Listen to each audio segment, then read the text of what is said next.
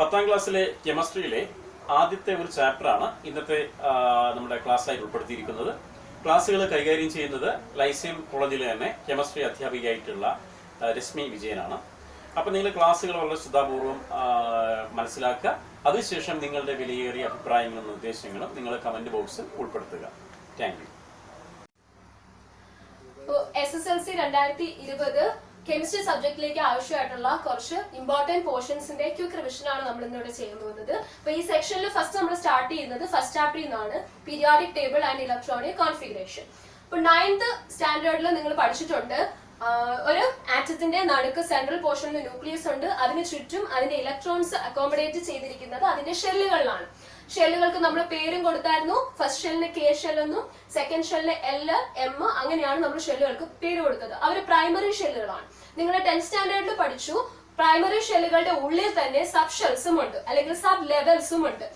അങ്ങനെ നമ്മൾ നോക്കുമ്പോൾ ഓരോ ഷെല്ലിന്റെ അകത്തും ഉണ്ടാകുന്ന സബ് ഷെൽസിന് നമ്മൾ കൊടുത്തിരിക്കുന്ന പേര് S sub shell, P sub shell, D sub shell, F sub shell. ഇതിങ്ങനെ കണ്ടിന്യൂ ചെയ്തു പോകും. നമുക്ക് F വരെയാണ് ആവശ്യമുള്ളത്. അതിൽ തന്നെ ഫസ്റ്റ് ഷെല്ലിന്റെ പ്രത്യേകത എന്ന് പറയുന്നത് അത് K ഷെല്ലാണ്.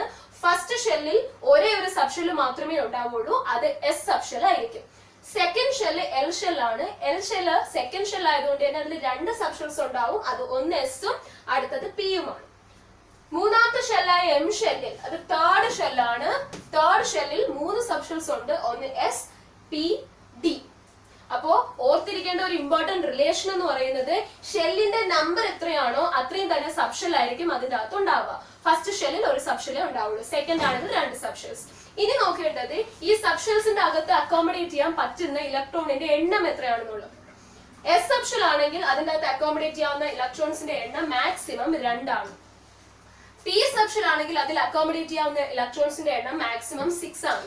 D സബ് ഷെല്ലിൽ 10 ഇലക്ട്രോൺസും F-ലാണെങ്കിൽ 14 ഇലക്ട്രോൺസിനെ അക്കോമഡേറ്റ് ചെയ്യാം. അപ്പൊ നോക്കൂ, നമ്മുടെ ഫസ്റ്റ് ഷെൽ എന്ന് പറയുന്നത് K ഷെൽ ആണ്. അതിന്റെ അകത്ത് ഒരു സബ് ഷെല്ലേ ഉള്ളൂ, S സബ് ഷെൽ. അതിൽ 2 ഇലക്ട്രോൺസിനെ മാക്സിമം അക്കോമഡേറ്റ് ചെയ്യാൻ പറ്റുള്ളൂ.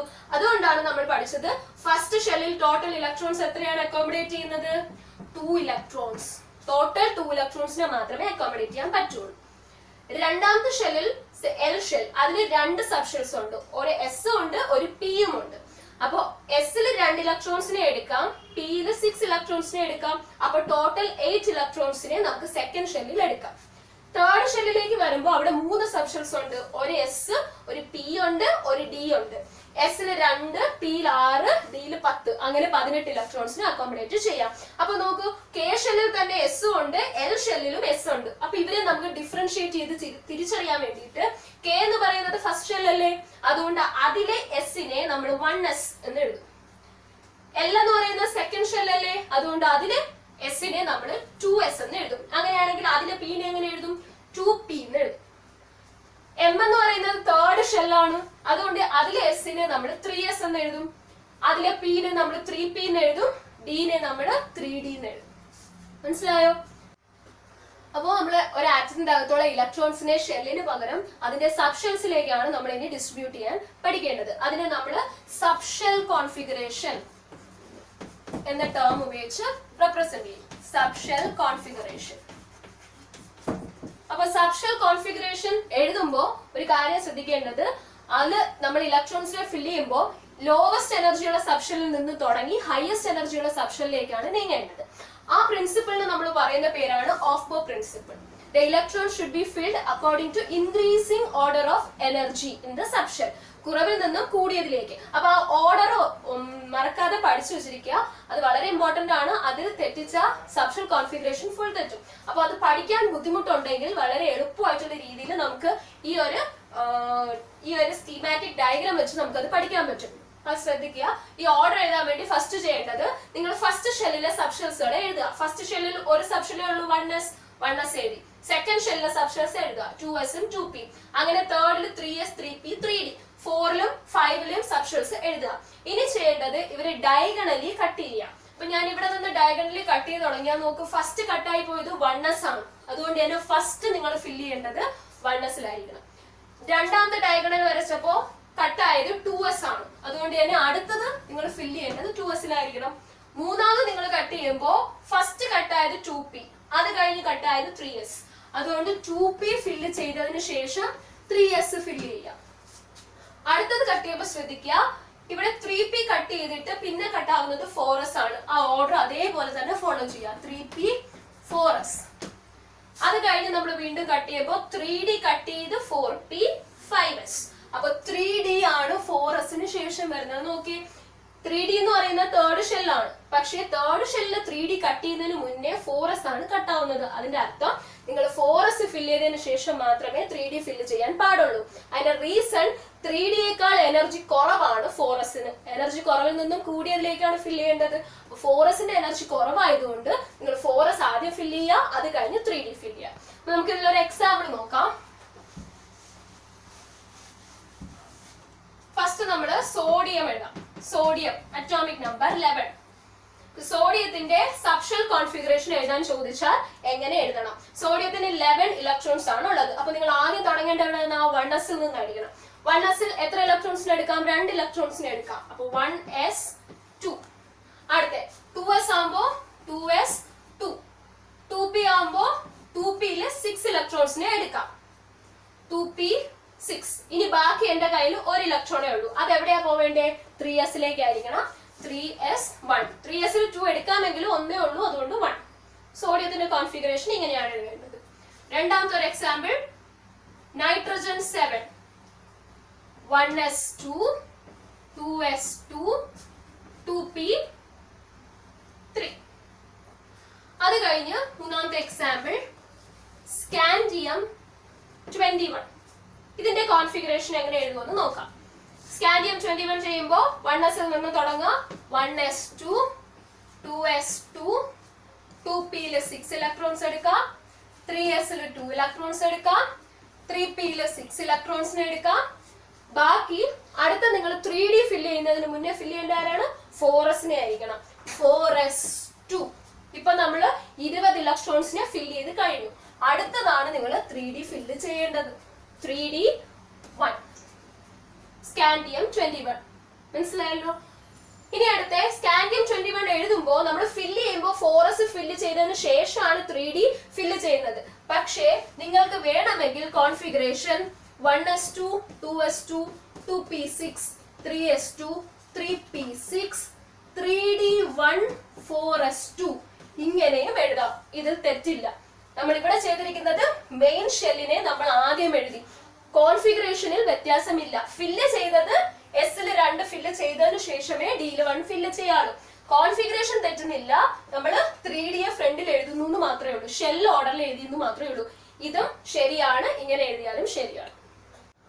നിങ്ങളുടെ SSLC എക്സാമിന് കെമിസ്ട്രിയിലെ ഏറ്റവും കൂടുതൽ കണ്ടുവന്നിട്ടുള്ള ഒരു ചോദ്യമാണ് peculiarity of copper and chromium. അവരുടെ രണ്ടുപേരുടെയും ഇലക്ട്രോണിക് കോൺഫിഗറേഷന്റെ സ്പെഷ്യാലിറ്റി എന്താണ്? മിക്ക തവണയും ചോദിച്ചിട്ടുള്ള, ഒരുപാട് തവണ റിപ്പീറ്റ് ചെയ്തിട്ടുള്ള ക്വസ്റ്റ്യൻ ആണ്, ഇമ്പോർട്ടന്റ് ആണ്. ക്രോമിയത്തിന്റെ അറ്റോമിക് നമ്പർ 24 ആണ്. നമ്മൾ നേരത്തെ പഠിച്ച ഓഫ് ബോ പ്രിൻസിപ്പളിന്റെ ഓർഡർ അനുസരിച്ച് ഇലക്ട്രോൺ ഫില്ല് ചെയ്യുകയാണെങ്കിൽ ഇതിന്റെ കോൺഫിഗറേഷൻ വരുന്നത് 1s2 2s2 2p6 3s2 3p6 4s2 3d4. ഇങ്ങനെയാണ് നോർമൽ ഓർഡർ വരേണ്ടിയിരുന്നത്. അതുപോലെ തന്നെ കോപ്പറിനും അറ്റോമിക് നമ്പർ 29 ഓർഡർ വരേണ്ടത് 4s2 3d9 എന്നാണ്. പക്ഷെ ഈ രണ്ട് കോൺഫിഗറേഷൻസും തെറ്റാണ്. ഈ കോൺഫിഗറേഷന്റെ കറക്റ്റ് കോൺഫിഗറേഷൻ എന്ന് പറയുന്നത് 1s2 2s2 2p6 3s2 3p6 4s1 3d5 എന്നാണ്. അതുപോലെ തന്നെ കോപ്പറിന് വരുമ്പോ 1s2 2s2 2p6 3s2 3p6 4s1 3d10 എന്നാണ്. നമുക്ക് ഇവിടെ ഉണ്ടാവുന്ന വ്യത്യാസം, ഈ രണ്ട് കോൺഫിഗറേഷനും വന്ന വ്യത്യാസം എന്താണെന്ന് പറഞ്ഞാൽ, ലാസ്റ്റ് ഫില്ല് ചെയ്ത 3dയില് നേരത്തെ നമ്മൾ ഓർഡർ അനുസരിച്ചാണെങ്കിൽ 4 ഇലക്ട്രോൺസ് ആണ് വരേണ്ടത്. പക്ഷെ അതിന്റെ എക്സാക്ട് കോൺഫിഗറേഷനിൽ 3d5 ആണ്. അതുപോലെ തന്നെ കോപ്പറിന് 3d9 വരേണ്ട സ്ഥാനത്ത് എക്സാക്ട് കോൺഫിഗറേഷൻ 3d10 ആണ്. അതിന്റെ റീസൺ എന്ന് പറയുന്നത്, ഡി നമ്മൾ നേരത്തെ പഠിച്ചു, ഡി സബ്ഷെല്ലിൽ മൊത്തം 10 ഇലക്ട്രോൺസിനെയാണ് നമുക്ക് അക്കോമഡേറ്റ് ചെയ്യാൻ പറ്റുന്നത്. അപ്പൊ D10 എന്ന് പറയുന്നതും D5 എന്ന് പറയുന്നതും ഒരു സ്പെഷ്യാലിറ്റി ഉള്ള കോൺഫിഗറേഷൻ ആണ്. D10 completely filled D subshell ആണ്. D5 ഹാഫ് ഫിൽഡ് സബ്ഷെൽ ആണ്. ഡി സബ്ഷെല്ലിന്റെ കേസിൽ D10 D5 എക്സ്ട്രാ സ്റ്റെബിലിറ്റി ഉണ്ട്. ഇത് രണ്ടും മോർ സ്റ്റേബിൾ ആണ്. More stable. അതുകൊണ്ട് തന്നെ ഈ കോൺഫിഗറേഷനേക്കാൾ കൂടുതൽ സ്റ്റേബിൾ ആണ് 3D5 വരുന്ന കോൺഫിഗറേഷൻ. അതുപോലെ 3D9 കൂടുതൽ സ്റ്റേബിൾ ആണ് 3D10 കോൺഫിഗറേഷൻ. ക്രോമിയവും കോപ്പറിനും ഈ രണ്ട് കോൺഫിഗറേഷൻസും ആണ് കറക്റ്റ്. വളരെ ഇമ്പോർട്ടന്റ് ക്വസ്റ്റ്യൻ ആണ്, നോട്ട് ചെയ്യുക. നെക്സ്റ്റ് നമ്മുടെ ഈ എക്സാമിന് ചോദിക്കുന്ന ഒരു ഷുവർ ക്വസ്റ്റ്യൻ ആണ്. ഒരു എലമെന്റിന്റെ അറ്റോമിക് നമ്പർ തന്നിട്ട് അതിന്റെ ബ്ലോക്ക് ഏതാണ്, പീരീഡ് ഏതാണ്, ഗ്രൂപ്പ് ഏതാണെന്ന് കണ്ടുപിടിക്കുന്നത്. പീരിയോഡിക് ടേബിളിൽ മൊത്തം 18 ഗ്രൂപ്പുകളും 7 പീരീഡുകളും 4 ബ്ലോക്കുകളുമാണ് ഉള്ളത്. അപ്പോ ബ്ലോക്ക് ഏതൊക്കെയാണെന്ന് അറിയാലോ, S, P, D, F blocks. അപ്പൊ ഈ ഒരു ക്വസ്റ്റ്യൻ ഉറപ്പായും ഷുവർ ആയിട്ടും ചോദിക്കുന്ന ഒരു ക്വസ്റ്റ്യൻ ആയിരിക്കാം, ഏത് പാർട്ടിൽ വേണമെങ്കിലും ചോദിക്കാം. അതുകൊണ്ട് തന്നെ ഫസ്റ്റ് നമ്മൾ നോക്കുന്നത് ബ്ലോക്ക് എങ്ങനെ കണ്ടുപിടിക്കാം. ഈ 3 കാര്യങ്ങൾ കണ്ടുപിടിക്കുന്നത് ഒരു എലമെന്റിന്റെ ഇലക്ട്രോണിക് കോൺഫിഗറേഷൻ യൂസ് ചെയ്താണ്. ഞാനൊരു എക്സാമ്പിളിന് സോഡിയം എഴുതാം. Sodium atomic number 11. സോഡിയത്തിന്റെ കോൺഫിഗറേഷൻ എഴുതുകയാണ്. സബ്ഷെൽ കോൺഫിഗറേഷൻ ആണ് 1s2 2s2 2p6 3s1. ഇതാണ് സോഡിയത്തിന്റെ സബ്ഷെൽ കോൺഫിഗറേഷൻ. സോഡിയത്തിന്റെ ബ്ലോക്ക് ഏതാണെന്ന് കണ്ടുപിടിക്കണമെങ്കിൽ നോക്കുക, ലാസ്റ്റ് ഇലക്ട്രോൺ ഏത് സബ്ഷെല്ലിലേക്കാണ് പോയത്. നോക്കുക, സോഡിയത്തിന്റെ ലാസ്റ്റ് ഇലക്ട്രോൺ പോയിരിക്കുന്നത് എസ് സബ്ഷെല്ലിലേക്കാണ്. അങ്ങനെയാണെങ്കിൽ സോഡിയത്തിന്റെ ബ്ലോക്ക് എന്ന് പറയുന്നത് എസ് ബ്ലോക്ക് ആയിരിക്കും. അപ്പോ ഓർക്കേണ്ടത്, ബ്ലോക്ക് ഏതാണെന്ന് കണ്ടുപിടിക്കാൻ ഇലക്ട്രോണിക് കോൺഫിഗറേഷൻ എഴുതുക, എന്നിട്ട് അയാളുടെ ലാസ്റ്റ് ഇലക്ട്രോൺ എൻറ്റർ ചെയ്ത സബ്ഷെൽ ഏതാണെന്ന് നോക്കാം. Block is equal to the subshell into which the last electron enters. S ലേക്കാണ് ലാസ്റ്റ് ഇലക്ട്രോൺ സോഡിയത്തിന്റെ പോയത്, അതുകൊണ്ട് തന്നെ സോഡിയം എസ് ബ്ലോക്ക് എലമെന്റ് ആയിരിക്കും. ഇനി അടുത്ത പീരീഡ് എങ്ങനെ കണ്ടുപിടിക്കാവുന്നത് നോക്കാം. പീരീഡ് കണ്ടുപിടിക്കാനും ബ്ലോക്ക് കണ്ടുപിടിക്കാനും ഒരേ മെത്തേഡാണ് നമ്മൾ. അപ്പൊ ഗ്രൂപ്പ് കണ്ടുപിടിക്കാൻ ഓരോ ബ്ലോക്കിനും ഡിഫറെന്റ് ആണ്. അതുകൊണ്ട് തന്നെ നമ്മൾ ആദ്യം ബ്ലോക്കും പീരീഡും പഠിക്കാം. ബ്ലോക്ക് ലാസ്റ്റ് ഇലക്ട്രോൺ എൻറ്റർ ചെയ്ത സബ്ഷെൽ ഏതാണോ അതായിരിക്കും അതിന്റെ ബ്ലോക്ക്. പീരീഡ് നോക്കുകയാണെങ്കിൽ ഇലക്ട്രോണിക് കോൺഫിഗറേഷൻ എഴുതിയതിനു ശേഷം ഏറ്റവും ലാർജസ്റ്റ് ഷെൽ ഏതാണെന്ന് നോക്കാം. നമുക്ക് ഇവിടെ ഫസ്റ്റ് ഷെല്ലിൽ ഇലക്ട്രോൺ എൻറ്റർ ചെയ്തിട്ടുണ്ട്, സെക്കൻഡ് ഷെല്ലിൽ ഇലക്ട്രോൺ എൻറ്റർ ചെയ്തിട്ടുണ്ട്, തേർഡ് ഷെല്ലിൽ ഇലക്ട്രോൺ എൻറ്റർ ചെയ്തിട്ടുണ്ട്. അതുകൊണ്ട് ലാർജസ്റ്റ് ഷെല്ല് 3 ആയതുകൊണ്ട് ഇതിന്റെ പീരീഡ് 3 ആയിരിക്കും. തേർഡ് പീരീഡിലാണ് സോഡിയം പീരിയോഡിക് ടേബിളിന്റെ ഉള്ളിൽ വരുന്നത്. ഇനി ഗ്രൂപ്പ് എങ്ങനെ കണ്ടുപിടിക്കുക എന്നുള്ളത് പഠിക്കണം. ഗ്രൂപ്പ് കണ്ടുപിടിക്കാൻ നമ്മൾ ബ്ലോക്ക് തിരിച്ചാണ് ഗ്രൂപ്പ് കണ്ടുപിടിക്കുന്ന മെത്തേഡ് പഠിക്കേണ്ടത്. ഫസ്റ്റ് നമ്മൾ എസ് ബ്ലോക്കിന്റെ മെത്തേഡ് പഠിക്കാം.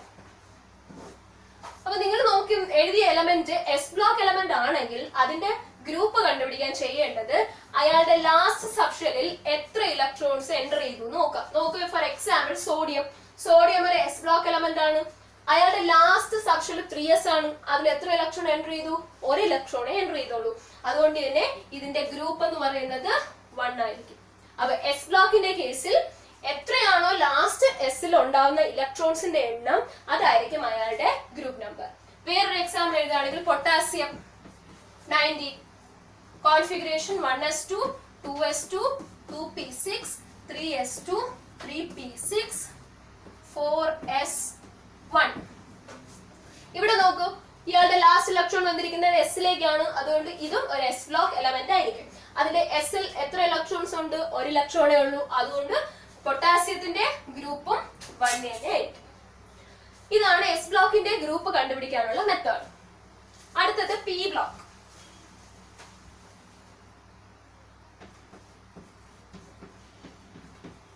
എലമെന്റ് പി ബ്ലോക്ക് ആണെന്ന് വിചാരിക്കാം. ഒരു എക്സാമ്പിൾ എഴുതുകയാണെങ്കിൽ പി ബ്ലോക്കിലെ ഒരു എലമെന്റ് ആയ നൈട്രജൻ എടുക്കാം. ഇലക്ട്രോണിക് കോൺഫിഗറേഷൻ എഴുതുക 1s2 2s2 2p3. ഇതാണ് നൈട്രജന്റെ സബ്ഷെൽ ഇലക്ട്രോണിക് കോൺഫിഗറേഷൻ. ഇയാളുടെ ബ്ലോക്ക് ഏതാണെന്ന് കണ്ടുപിടിക്കണം. നമുക്ക് ഇയാളുടെ ലാസ്റ്റ് ഇലക്ട്രോൺ എൻറ്റർ ചെയ്തിരിക്കുന്നത് 2p-ലേക്കാണ്. അതുകൊണ്ട് തന്നെ നൈട്രജൻ ഒരു പി ബ്ലോക്ക് എലമെന്റ് ആയിരിക്കും. പീരീഡ് കണ്ടുപിടിക്കണം. നേരത്തെ പറഞ്ഞ അതേ മെത്തേഡ് തന്നെയാണ്. ഏറ്റവും ലാർജസ്റ്റ് ഷെൽ ഏതാണെന്ന് നോക്കുക. ഇവിടെ ഇലക്ട്രോൺസ് ഫസ്റ്റ് ഷെല്ലിലും എൻറ്റർ ആയിട്ടുണ്ട്, സെക്കൻഡ് ഷെല്ലിലും എൻറ്റർ ആയിട്ടുണ്ട്. ഇവിടെ 1 ഉം 2 മാത്രമേ ഉള്ളൂ. അതുകൊണ്ട് തന്നെ ലാർജസ്റ്റ് സെക്കൻഡ് ഷെൽ ആയതുകൊണ്ട് പീരീഡ് 2. ഇനി ഇയാളുടെ ഗ്രൂപ്പ് എങ്ങനെ കണ്ടുപിടിക്കുന്നു നോക്കാം. പി ബ്ലോക്ക് എലമെന്റ് ആണെങ്കിൽ ഗ്രൂപ്പ് കണ്ടുപിടിക്കേണ്ടത് നേരത്തെ പറഞ്ഞ മെത്തേഡിലായിരിക്കില്ല, ഡിഫറെന്റ് മെത്തേഡാണ്, ഓർത്തിരിക്കുക. പി ബ്ലോക്കിന്റെ ഗ്രൂപ്പ് കണ്ടുപിടിക്കാൻ group is equal to number of electrons in last p subshell plus 12. നോക്കൂ, ലാസ്റ്റ് p subshell നൈട്രജന്റെ കേസിലെ ലാസ്റ്റ് സബ്ഷെൽ എന്ന് പറയുന്നത് 2p ആണ്.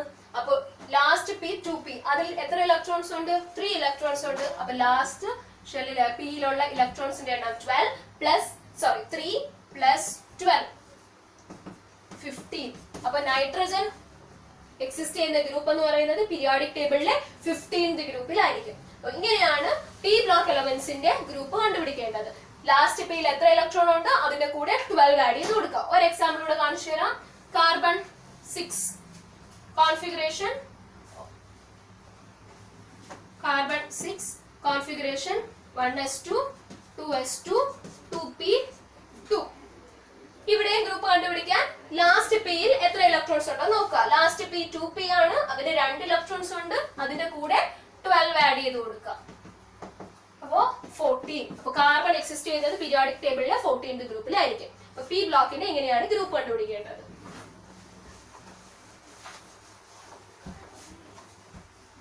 അടുത്തത് ഡി ബ്ലോക്ക് എലമെന്റിന്റെ ഗ്രൂപ്പ് എങ്ങനെ കണ്ടുപിടിക്കാം?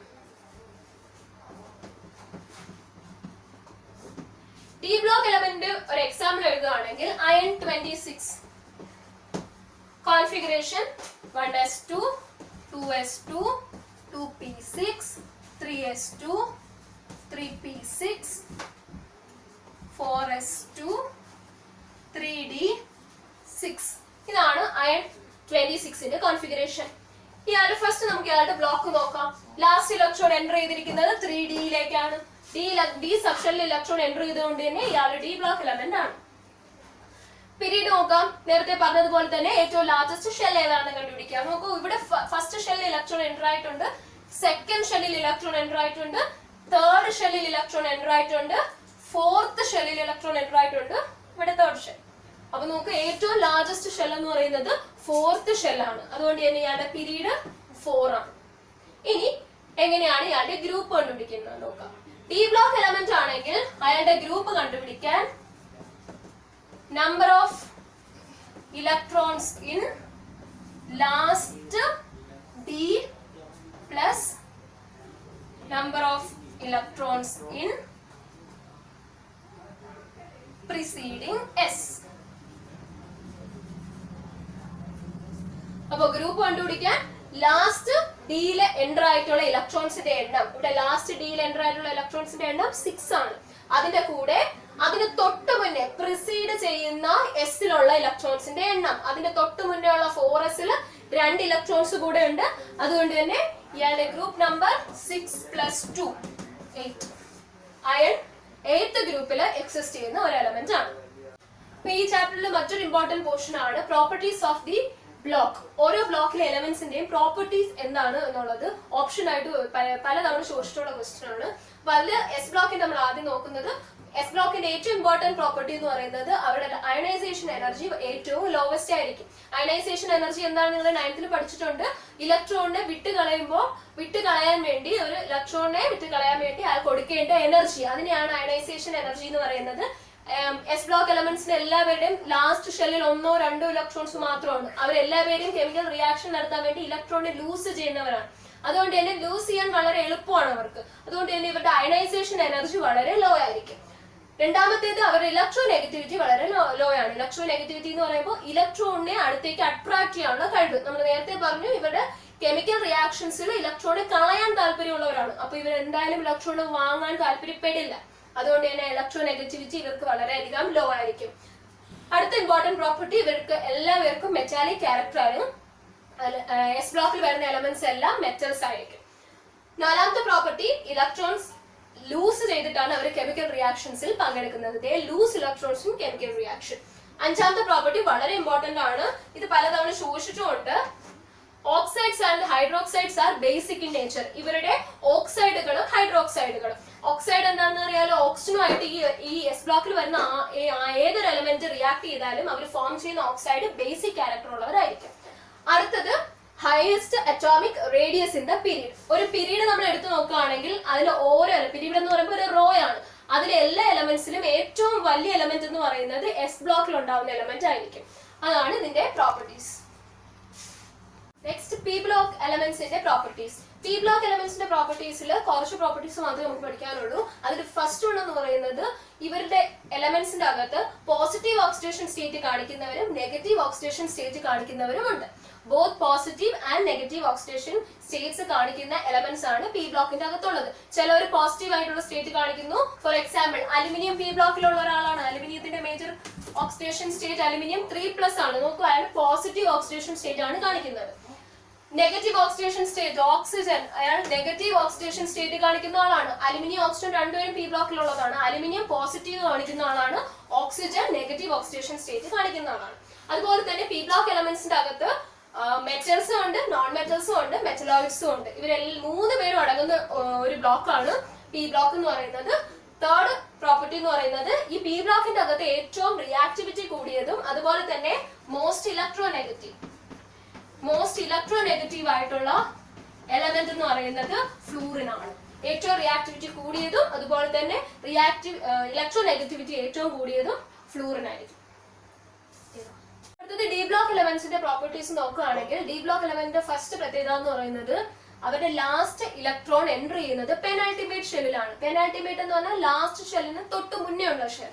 എക്സാമ്പിൾ സ്കാൻഡിയം നമ്മൾ നോക്കുകയാണെങ്കിൽ സ്കാൻഡിയം 21 കോൺഫിഗറേഷൻ ലാസ്റ്റ് കോൺഫിഗറേഷൻ എഴുതുകയാണെങ്കിൽ അത് 4s2 3d1 ആണ്. നമുക്ക് ലാസ്റ്റ് ഇലക്ട്രോൺ എൻട്രി ചെയ്തിരിക്കുന്നത് 3dയിലാണ്, third ഷെല്ലിലാണ്.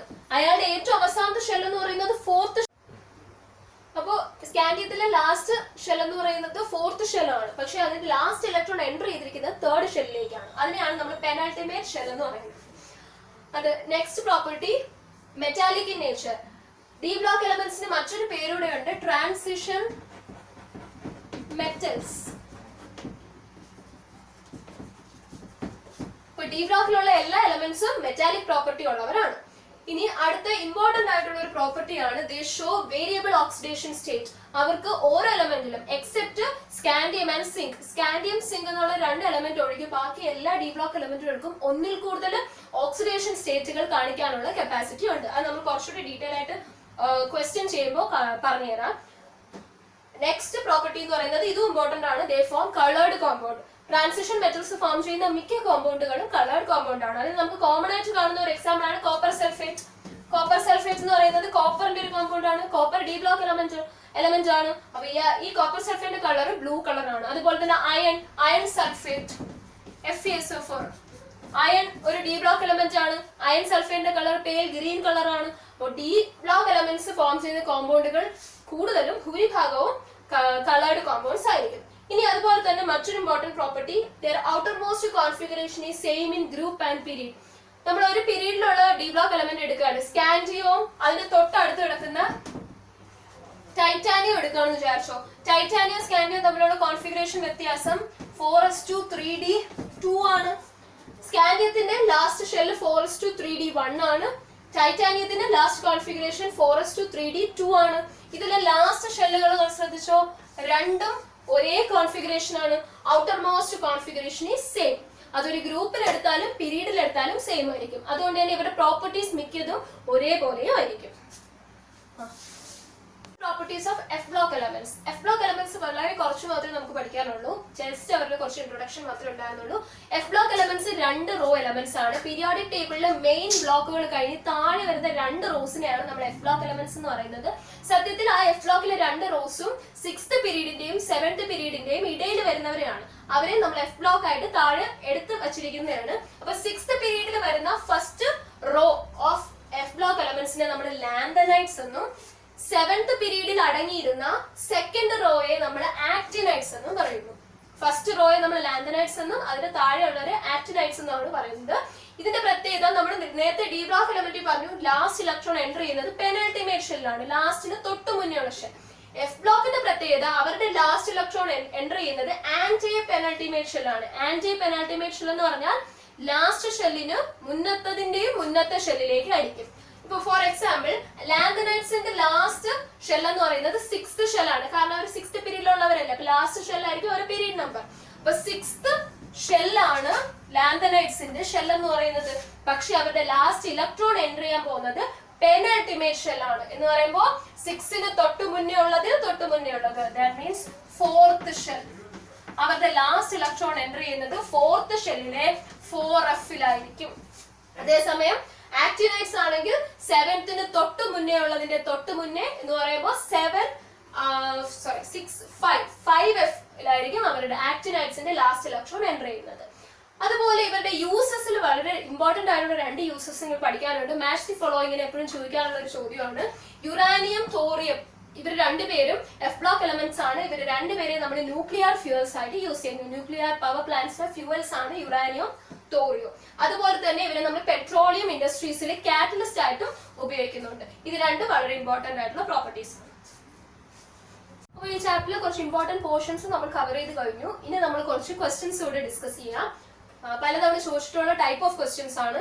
First question, which is not possible? ഈ തന്നിരിക്കുന്ന സബ്ഷെല്ലുകളിൽ പോസിബിൾ അല്ലാത്ത സബ്ഷെൽ ഏതാണ്? ഫസ്റ്റ് നോക്കുക. ഫസ്റ്റ് സബ്ഷെൽ 2p ആണ്. സെക്കൻഡ് ഷെല്ലിൽ 2p, സെക്കൻഡ് ഷെല്ലിൽ p സബ്ഷെൽ, അതാണ് 2p. സെക്കൻഡ് ഷെല്ലിൽ 2 സബ്ഷെൽസ് പോസിബിൾ ആണ്, s-ഉം t-യും. അപ്പൊ 2p എന്ന് പറയുന്നത് പോസിബിൾ ആയിട്ടുള്ള സബ്ഷെൽ ആണ്. അപ്പൊ ഇത് പോസിബിൾ ആണ്. രണ്ടാമത്തേത് 3f, തേർഡ് ഷെല്ലിലെ f എന്നാണ്. തേർഡ് ഷെല്ലിൽ 3 സബ്ഷെൽസേ പോസിബിൾ ഉള്ളൂ, s-ഉം p-യും d-യും.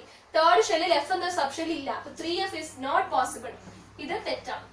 അടുത്ത 1s എന്ന് പറയുന്നത് ഫസ്റ്റ് ഷെല്ലിലെ s. ഫസ്റ്റ് ഷെല്ലിൽ ഒരെണ്ണേ ഉള്ളൂ, s തന്നെയാണ്. അതുകൊണ്ട് ഇത് പോസിബിൾ ആണ്. 4d എന്ന് പറയുമ്പോൾ 4th ഷെല്ലിലെ d സബ്ഷെൽ. 4th ഷെല്ലിൽ 4 സബ്ഷെൽ പോസിബിൾ ആണ്, s, p, d, f.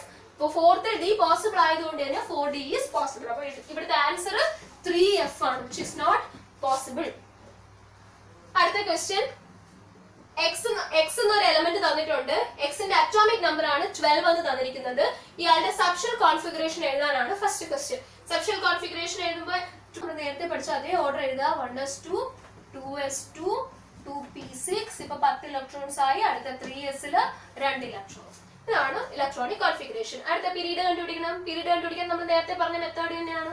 ഏറ്റവും ഹയസ്റ്റ് ഷെൽ ഏതാണെന്ന് നോക്കാം. ഇവിടെ ഫസ്റ്റ് ഷെല്ല് ഫില്ല് ആയി കഴിഞ്ഞു, സെക്കൻഡ് ഷെല്ലിലും എൻ്റർ ചെയ്തിട്ടുണ്ട്, തേർഡ് ഷെല്ലിലും എൻ്റർ ചെയ്തിട്ടുണ്ട്. അതുകൊണ്ട് തന്നെ ഏറ്റവും വലിയ ഷെല്ല് തേർഡ് ഷെല്ലാണ്. അതുകൊണ്ട് ഇനി ഇയാളുടെ പീരീഡ് എന്ന് പറയുന്നത് 3 ആയിരിക്കും. ഇനി ബ്ലോക്ക് ഏതാണെന്ന് കണ്ടുപിടിക്കണം. ബ്ലോക്ക് എന്ന് പറയുമ്പോൾ നോക്ക്, ലാസ്റ്റ് ഇലക്ട്രോൺ ഏത് സബ്ഷെൽ എൻ്റർ ചെയ്യുന്നു അതാണ് അയാളുടെ ബ്ലോക്ക്. ഇവിടെ ലാസ്റ്റ് ഇലക്ട്രോൺ 2 ഇലക്ട്രോൺസ് എൻ്റർ ചെയ്തിരിക്കുന്നത് ലാസ്റ്റിലെ എസ് സബ്ഷെല്ലിലേക്കാണ്. അതുകൊണ്ട് തന്നെ ഈ എലമെന്റ് എസ് ബ്ലോക്ക് എലമെന്റ് ആണ്. ഇനി അടുത്ത ഒരു ചോദ്യം വളരെ ഇമ്പോർട്ടന്റ് ആണ്, മിക്കപ്പോഴും ചോദിച്ചിട്ടുള്ളതാണ്. Find the formula of the compound formed with chlorine. ഈ എലമെന്റ് എന്ന് പറയുന്നത് എക്സ് എന്നുള്ള എലമെന്റ് ആണ് നമുക്ക് തന്നിരിക്കുന്നത്. എക്സ് എന്നുള്ള എലമെന്റ് ക്ലോറിൻ എന്ന എലമെന്റുമായിട്ട് ചേരുമ്പോൾ ഉണ്ടാകുന്ന കോമ്പൗണ്ടിന്റെ ഫോർമുലയാണ് നമ്മൾ എഴുതേണ്ടത്. 9th സ്റ്റാൻഡേർഡ് നിങ്ങൾ ഫോർമുല എഴുതാൻ പഠിച്ചിട്ടുണ്ട്. നമ്മൾ എലമെന്റ്സ് ഫോം ചെയ്യുന്ന കോമ്പൗണ്ടുകളുടെ ഫോർമുല എഴുതാൻ വേണ്ടി 2 എലമെന്റ്സിന്റെയും ഓക്സിഡേഷൻ സ്റ്റേറ്റുകൾ അറിഞ്ഞിരിക്കണം. ക്ലോറിന്റെ ഓക്സിഡേഷൻ സ്റ്റേറ്റ് എന്ന് പറയുന്നത് -1 ആണ്. ക്ലോറിന്റെ ഓക്സിഡേഷൻ സ്റ്റേറ്റ് -1 ആണ്. അതുപോലെ തന്നെ എക്സ് എന്ന് പറയുന്നത് അറ്റോമിക് നമ്പർ 12 ആണ്. ഇയാളുടെ ഓക്സിഡേഷൻ സ്റ്റേറ്റ് കണ്ടുപിടിക്കാൻ വേണ്ടി ചെയ്യേണ്ടത് സബ്ഷെൽ കോൺഫിഗറേഷൻ എഴുതുന്നതിന് പകരം നിങ്ങൾ കഴിഞ്ഞ വർഷം പഠിച്ച ഷെൽ കോൺഫിഗറേഷൻ എഴുതുക. ഓക്സിഡേഷൻ നമ്പർ കണ്ടുപിടിക്കാൻ കുറച്ചുകൂടെ എളുപ്പമാർഗം ഷെൽ കോൺഫിഗറേഷൻ ആണ്. അപ്പൊ 12ന്റെ ഷെൽ കോൺഫിഗറേഷൻ എങ്ങനെയായിരിക്കും? 2, 8, 2. സബ്ഷെല്ലിന് പകരം ഞാൻ ഷെൽ കോൺഫിഗറേഷൻ എഴുതി. ഇനി ശ്രദ്ധിക്കുക, ഈ എലമെന്റ് സ്റ്റേബിൾ അല്ല. ലാസ്റ്റ് ഷെല്ലിൽ ഇയാൾക്ക് 2 ഇലക്ട്രോൺസ് ഉണ്ട്. ഇയാൾ സ്റ്റേബിൾ ആവാൻ എന്ത് ചെയ്യുന്നു? ഈ 2 ഇലക്ട്രോൺസിനെ കളയുന്നു. 2 മെത്തേഡ്സ് ഉണ്ട്. ഒന്നെങ്കിൽ ഈ 2 ഇലക്ട്രോണിനെ കളയുക, അങ്ങനെയാണെങ്കിൽ ലാസ്റ്റ് ഷെല്ലിൽ ഈ 8 വരും. അല്ലെങ്കിൽ 6 ഇലക്ട്രോൺസിനെ വാങ്ങി 8 തെളിക്കുക. അപ്പോൾ ഇയാൾ ചെയ്യുന്നത് എന്താണ്? ഏറ്റവും ഈസി മെത്തേഡ് 2 ഇലക്ട്രോൺസിനെ കളയുക എന്നുള്ളതാണ്. അപ്പൊ ഇലക്ട്രോൺസിനെ കളയുമ്പോൾ എന്ത് ചാർജ് വരും? +2. ഇലക്ട്രോൺസിനെ കളയുകയാണ് ചെയ്യുന്നത്. ഇലക്ട്രോൺ വാങ്ങുകയാണെങ്കിൽ മൈനസ്. അപ്പോ എക്സ് എന്ന് പറയുന്ന എലമെന്റിന്റെ വാലൻസി അല്ലെങ്കിൽ ഓക്സിഡേഷൻ സ്റ്റേറ്റ് +2ഉം ക്ലോറിന്റെ ഓക്സിഡേഷൻ സ്റ്റേറ്റ് -1 ആണ്. ഇനി നമ്മൾ ചെയ്യേണ്ടത്, ഇതിൽ പോസിറ്റീവ് ആയിട്ടുള്ള ആൾ എക്സ് ആയിരുന്നു, അയാൾ നമ്മൾ ആദ്യം എഴുതും. നെഗറ്റീവ് സ്റ്റേറ്റ് ഉണ്ടായിരുന്നത് ക്ലോറിൻ ആണ്, അയാൾ നമ്മൾ രണ്ടാമത് എഴുതും. എക്സിന്റെ ഓക്സിഡേഷൻ നമ്പർ +2 ആയിരുന്നു, ആ 2 നമ്മൾ ഇവിടെ എഴുതും. ക്ലോറിന്റെ വാലൻസി ഓക്സിഡേഷൻ സ്റ്റേറ്റ് -1 ആയിരുന്നു, ആ 1 നമ്മൾ ഇവിടെ എഴുതി. ഈ ക്ലോറിന്റെ ഓക്സിഡേഷൻ നമ്പർ -1 ആണ്, അപ്പോൾ ആ 1 നമ്മൾ ഇങ്ങനെ എഴുതുക. ഇനി ചെയ്യേണ്ടത് ഒരു ഫോർമുല എഴുതാൻ ഈ നമ്പേഴ്സിനെ ക്രോസ് ചെയ്ത് കൊടുക്കുക. അപ്പൊ എക്സിന് ക്രോസ് ചെയ്യുമ്പോൾ കിട്ടുന്ന നമ്പർ 1 ആണ്, അപ്പൊ x1. ക്ലോറിന് ക്രോസ് ചെയ്യുമ്പോൾ കിട്ടുന്ന നമ്പർ 2 ആണ്, Cl2. 1 നമ്മൾ കാണിക്കേണ്ട ആവശ്യമില്ല. അപ്പൊ xCl2 എന്നുള്ളതാണ് എക്സ് എന്ന് പറയുന്ന എലമെന്റ് ക്ലോറിനുമായി ചേരുമ്പോൾ ഫോം ചെയ്യുന്ന കോമ്പൗണ്ടിന്റെ ഫോർമുല. ഓക്കെ, അപ്പോ ഒന്നുകൂടെ ശ്രദ്ധിക്കുക. എക്സിന്റെ സബ്ഷെൽ കോൺഫിഗറേഷൻ എഴുതുന്നതിന് പകരം ഷെൽ കോൺഫിഗറേഷൻ എഴുതുക 282. അയാളുടെ ലാസ്റ്റ് ഷെല്ലിൽ 2 ഇലക്ട്രോൺസ് ആണ്. സ്റ്റേബിൾ ആവാൻ അയാൾ 2 ഇലക്ട്രോൺസിനെ കളയുന്നു. അതുകൊണ്ട് അയാൾ +2 സ്റ്റേറ്റിലോട്ട് മാറുന്നു. ആ 2 ആണ് എക്സിന് താഴെ എഴുതേണ്ടത്. ക്ലോറിൻ -1 ആണ്, കാരണം അയാൾ സ്റ്റേബിൾ ആവാൻ 1 ഇലക്ട്രോൺ വാങ്ങിയാണ് സ്റ്റേബിൾ ആവുന്നത്. അതുകൊണ്ട് തന്നെ 1 എഴുതുക, ക്രോസ് ചെയ്ത് കൊടുക്കുക, HCl2. നെക്സ്റ്റ് ഒരു ഇമ്പോർട്ടന്റ് ക്വസ്റ്റ്യൻ ആണ്. നമ്മൾ നേരത്തെ പറഞ്ഞായിരുന്നു ഡി ബ്ലോക്ക് എലമെന്റ്സിന്റെ ഒരു പ്രോപ്പർട്ടിയിൽ പറഞ്ഞായിരുന്നു ദേ ഷോ വേരിയബിൾ ഓക്സിഡേഷൻ സ്റ്റേറ്റ്. ഒന്നിൽ കൂടുതൽ ഓക്സിഡേഷൻ സ്റ്റേറ്റ്സ് കാണിക്കാനുള്ള കഴിവ് ഡി ബ്ലോക്ക് എലമെന്റിലുണ്ട്. ഒരു എക്സാമ്പിൾ നമ്മൾ എടുക്കുകയാണെങ്കിൽ അയൺ എന്ന് പറയുന്ന ഒരു ഡി ബ്ലോക്ക് എലമെന്റ് ആണ്. ആ ഡി ബ്ലോക്ക് എലമെന്റിന്റെ 2 കോമ്പൗണ്ട്സ് ആണ് ഞാൻ ഇവിടെ എഴുതിക്കുന്നത്, FeCl2ഉം FeCl3ഉം. ഇതില് അയൺ എന്ന് പറയുന്നത് ഒന്നിൽ കൂടുതൽ ഓക്സിഡേഷൻ സ്റ്റേറ്റ്സ് കാണിക്കുന്ന ഒരു എലമെന്റ് ആണ്, കാരണം അയാൾ ഡി ബ്ലോക്ക് എലമെന്റ് ആണ്. അപ്പോൾ first question, find the oxidation state of iron in FeCl2. FeCl2 എന്ന് പറയുന്ന കോമ്പൗണ്ടിൽ അയണിന്റെ ഓക്സിഡേഷൻ സ്റ്റേറ്റ് എന്താണെന്നുള്ളതാണ് ആദ്യം നമ്മൾ കണ്ടുപിടിക്കേണ്ടത്. FeCl2, അതിന് അയണിന്റെ ഓക്സിഡേഷൻ സ്റ്റേറ്റ് എന്താണെന്ന് കണ്ടുപിടിക്കണം.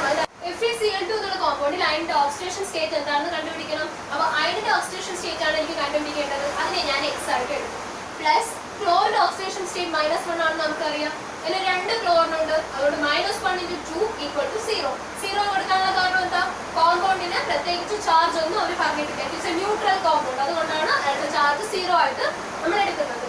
ഇനി ഇതിനെ സോൾവ് ചെയ്യുമ്പോൾ x + -2 = 0.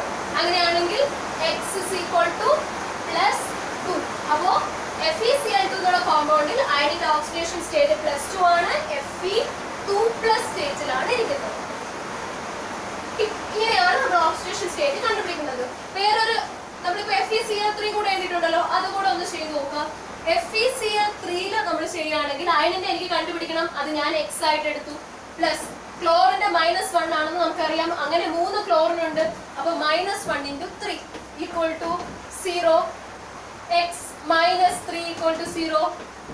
therefore x = +3. അപ്പോൾ FeCl3 എന്നുള്ള കോമ്പൗണ്ടിൽ അയണിന്റെ ഓക്സിഡേഷൻ സ്റ്റേറ്റ് +3 ആണ്. Fe3+ സ്റ്റേറ്റിലാണ് ഇരിക്കുന്നത്. അതാണ് ഫസ്റ്റ് ക്വസ്റ്റ്യന്റെ ആൻസർ. സെക്കൻഡ് ക്വസ്റ്റ്യൻ കൂടെ ശ്രദ്ധിക്കുക. Write the subshell configuration of Fe3+ ion. FeCl3 നമ്മൾ പറഞ്ഞില്ലേ Fe3+ സ്റ്റേറ്റിലാണ് ഇരിക്കുന്നത്. അപ്പോൾ Fe3+ അയോൺ സ്റ്റേറ്റിലെ സബ്ഷെൽ കോൺഫിഗറേഷൻ എന്താണെന്നാണ് എഴുതേണ്ടത്. ഇത് പലപ്പോഴും നമ്മൾ തെറ്റിക്കുന്ന ഒരു ക്വസ്റ്റ്യൻ ആണ്. നമ്മളോട് ചോദിച്ചിരിക്കുന്നത് Fe3+ന്റെ കോൺഫിഗറേഷൻ എഴുതാനാണ്. പലപ്പോഴും കുട്ടികൾ ചെയ്യുന്നത് അയണിന്റെ കോൺഫിഗറേഷൻ ആണ് എഴുതി വെക്കാറ്. അങ്ങനെയല്ല ചെയ്യേണ്ടത്. അവര് പ്രത്യേകം പറഞ്ഞിട്ടുണ്ട് അയോണിന്റെ കോൺഫിഗറേഷൻ ആണ്. Fe3+ എന്നുള്ള അയോണിന്റെ കോൺഫിഗറേഷൻ. Feയുടെ അറ്റോമിക് നമ്പർ 26 ആണ്. Feയുടെ configuration 1s2, 2s2, 2p6, 3s2, 3p6, 4s2, 3d6. ഇതാണ് അയണിന്റെ കോൺഫിഗറേഷൻ. നമുക്ക് വേണ്ടത് അയണിന്റെ കോൺഫിഗറേഷൻ അല്ല, Fe3+ന്റെ കോൺഫിഗറേഷൻ ആണ്. Feയും Fe3+ തമ്മിലുള്ള വ്യത്യാസം എന്താണ്? Fe എന്ന് പറയുമ്പോൾ അതിന്റെ അകത്ത് എത്ര ഇലക്ട്രോൺസ് ഉണ്ട്? 26 ഇലക്ട്രോൺസ് ആണ് ഉള്ളത്. Fe3+ എന്ന് പറഞ്ഞാൽ Fe അയണിൽ നിന്നും 3 ഇലക്ട്രോൺ റിമൂവ് ചെയ്ത സ്റ്റേറ്റ് ആണ് Fe3+. ഇലക്ട്രോൺ റിമൂവ് ചെയ്യുമ്പോഴാണ് പ്ലസ് സ്റ്റേറ്റ് വരുന്നത്. അപ്പൊ അയണിൽ നിന്നും 3 ഇലക്ട്രോൺസ് റിമൂവ് ചെയ്തു. 26ൽ നിന്നും 3 ഇലക്ട്രോൺ റിമൂവ് ചെയ്തു. 23 ഇലക്ട്രോൺസ് മാത്രമേ ആർക്കുണ്ടാവുള്ളൂ? Fe3+ ഉണ്ടാവുള്ളൂ. അപ്പൊ Fe3+ന്റെ കോൺഫിഗറേഷൻ എഴുതുമ്പോ ശ്രദ്ധിക്കേണ്ടത്, ഇവിടെ നിന്ന് നമ്മൾ എത്ര ഇലക്ട്രോൺസിനെ റിമൂവ് ചെയ്യേണ്ടി വരും? 3 ഇലക്ട്രോൺസിനെ റിമൂവ് ചെയ്യും. അപ്പൊ നമ്മൾ എന്ത് ചെയ്യും? ഈ 3Dയിൽ നിന്ന് 3 ഇലക്ട്രോൺസിനെ എടുത്താൽ കളയും. പക്ഷെ 3Dയിൽ നിന്നല്ല ഇലക്ട്രോണിനെ കളയേണ്ടത്. കാരണം 3D എന്ന് പറയുന്നത് 3ാമത്തെ ഷെല്ലാണ്. അതിനുശേഷം ആരുണ്ട്? 4s ഉണ്ട്. ഏറ്റവും ലാസ്റ്റ് ഷെല്ലിൽ നിന്ന് മാത്രമേ നമ്മൾ ഇലക്ട്രോണിനെ റിമൂവ് ചെയ്യാൻ പാടുള്ളൂ. നമ്മളിപ്പോ ഒരു ബ്രെഡിന്റെ പാക്കറ്റ് അടുക്കി വെച്ച് കഴിയുമ്പോൾ നമ്മൾ ഇടയിൽ നിന്ന് നമുക്ക് റിമൂവ് ചെയ്ത് മാറ്റാൻ പറ്റുമോ? ഇല്ല. മുകളിൽ നിന്നും നമുക്ക് റിമൂവ് ചെയ്ത് മാറ്റാൻ പറ്റുള്ളൂ. ഏറ്റവും ലാസ്റ്റ് നിൽക്കുന്ന ആളെയാണ് നമ്മൾ റിമൂവ് ചെയ്ത് മാറ്റുന്നത്. അതുപോലെ തന്നെ 3 ഇലക്ട്രോൺസിനെ റിമൂവ് ചെയ്യേണ്ടത് ലാസ്റ്റ് ഷെല്ലിൽ നിന്നാണ്. ലാസ്റ്റ് ഷെൽ എന്ന് പറയുന്നത് 4th ഷെല്ലാണ്. 3Dയിൽ നിന്ന് റിമൂവ് ചെയ്യരുത്, തെറ്റാണ്. ഇതിൽ നിന്നും 2 ഇലക്ട്രോൺ റിമൂവ് ചെയ്യാം. അപ്പോ 1s2, 2s2, 2p6, 3s2, 3p6 4s നിന്ന് 2 ഇലക്ട്രോൺ പോയി. 2 പോയുള്ളൂ, ഇനി ഒന്നുകൂടെ പോകണം. അടുത്തതിനെ ഏതിൽ നിന്ന് റിമൂവ് ചെയ്യാം? 3d നിന്നും റിമൂവ് ചെയ്യാം. 3d നിന്ന് 1 ഇലക്ട്രോൺ കൂടെ പോയപ്പോ 3d5. ഇതാണ് Fe3+ന്റെ സ്റ്റേറ്റ്. ഓർത്തിരിക്കേണ്ടത് ലാസ്റ്റ് ഷെല്ലിൽ നിന്ന് വേണം ഇലക്ട്രോൺ റിമൂവ് ചെയ്ത് തുടങ്ങാൻ. ഓക്കെ, അപ്പോൾ നമ്മൾ Fe3+ സ്റ്റേറ്റിൽ ശ്രദ്ധിക്കേണ്ട കാര്യം, നമ്മളിവിടെ ഇലക്ട്രോൺ റിമൂവ് ചെയ്തിരിക്കുന്നത് 2 സബ്ഷെൽസിൽ നിന്നാണ്. 4sൽ നിന്നും നമ്മൾ റിമൂവ് ചെയ്തിട്ടുണ്ട്, 3dയിൽ നിന്നും നമ്മൾ റിമൂവ് ചെയ്തിട്ടുണ്ട്. ലാസ്റ്റ് ഷെല്ലിൽ നിന്നാണ് ഇലക്ട്രോൺ റിമൂവ് ചെയ്യുന്നതെങ്കിൽ 4sൽ 2 ഇലക്ട്രോൺ മാത്രമേ നമുക്ക് റിമൂവ് ചെയ്യാൻ പറ്റുള്ളൂ. അങ്ങനെയാണെങ്കിൽ അയണിന് ഏത് സ്റ്റേറ്റ് മാത്രമേ കാണിക്കാൻ പറ്റുള്ളൂ? +2 മാത്രമേ കാണിക്കാൻ പറ്റുള്ളായിരുന്നു. പക്ഷേ നമുക്ക് എന്തിൽ നിന്നുകൂടെ ഇലക്ട്രോൺ റിമൂവ് ചെയ്യാൻ പറ്റുന്നുണ്ട്? 3dയിൽ നിന്ന് കൂടെ ഇലക്ട്രോൺ റിമൂവ് ചെയ്യാൻ പറ്റുന്നുണ്ട്. അതുകൊണ്ടാണ് അയണിന് +2ന് ഉപരിയായിട്ട് +3 ഓക്സിഡേഷൻ സ്റ്റേറ്റ് കൂടെ കാണിക്കാൻ പറ്റുന്നത്. അപ്പോ കാരണം എന്താണ്? 4sൽ നിന്നും നമുക്ക് ഇലക്ട്രോണിനെ റിമൂവ് ചെയ്യാം, 3dയിൽ നിന്നും നമുക്ക് ഇലക്ട്രോണിനെ റിമൂവ് ചെയ്യാം. അതെന്തുകൊണ്ടാണ്? ഇവര് രണ്ടുപേരുടെ എനർജികളിൽ തമ്മിൽ വലിയ വ്യത്യാസം ഇല്ല. They have similar energy. ഇവരെ രണ്ടുപേരുടെ എനർജി സിമിലർ ആണ്. അതുകൊണ്ട് തന്നെ നമുക്ക് 4sൽ നിന്നും ഇലക്ട്രോണ് കളയുന്നത് പോലെ 3dയിൽ നിന്നും ഇലക്ട്രോണ് കളയാൻ പറ്റും. രണ്ടുപേരുടെ എനർജി ഏകദേശം സിമിലർ ആണ്. അപ്പോ ഒന്നിൽ കൂടുതൽ ഓക്സിഡേഷൻ സ്റ്റേറ്റുകൾ ഒരേ എലമെന്റിന് കാണിക്കാൻ പറ്റും. അയൺ 2+ൽ എസിലെ ഇലക്ട്രോൺസ് കളഞ്ഞിട്ടുള്ള സ്റ്റേറ്റ് ആണ്. Fe3+ ആണെങ്കിലോ എസിൽ നിന്നും കളഞ്ഞു, ഡിയിൽ നിന്നും കളഞ്ഞു. ഇവര് രണ്ടുപേരുടെ എനർജി സിമിലർ ആയതുകൊണ്ടാണ് they show variable oxidation state. പരീക്ഷയ്ക്ക് ചോദിക്കുന്ന ഒരു റീസണിംഗ് ക്വസ്റ്റ്യൻ ആണ്, വളരെ ഇമ്പോർട്ടന്റ് ആണ്. Why does D block elements show variable oxidation state? Because in D block elements the 4s and 3d subshells have similar energy, so they can both participate in electron removal. അതുകൊണ്ടാണ് അവർക്ക് variable oxidation States കാണിക്കാൻ പറ്റുന്നത്. അപ്പോൾ ഇതുപോലുള്ള കുറച്ച് questions നിങ്ങൾ വീട്ടിൽ നിന്ന് വർക്ക്ഔട്ട് ചെയ്യുക. എന്തെങ്കിലും സംശയമോ ഡൗട്ടോ ഉണ്ടെങ്കിൽ നിങ്ങൾ കമന്റ് ബോക്സിൽ കമന്റ് ചെയ്യുക. അതിന്റെ പരമാവധി ക്വസ്റ്റ്യൻസിന്റെ റിപ്ലൈ തരാൻ ഞാൻ ശ്രമിക്കാം. ഇനി അതുപോലെ തന്നെ നിങ്ങളുടെ എക്സാംസിന് വേണ്ടി നന്നായിട്ട് പ്രിപ്പയർ ചെയ്യുക. ഇതുപോലുള്ള കുറച്ച് ക്വസ്റ്റ്യൻസ് ഇനിയും ചെയ്ത് നോക്കുക. അപ്പോൾ ഇത്തിരി നേരം എന്റെ ക്ലാസ് ശ്രദ്ധിച്ചിരുന്ന എല്ലാവർക്കും താങ്ക് യു.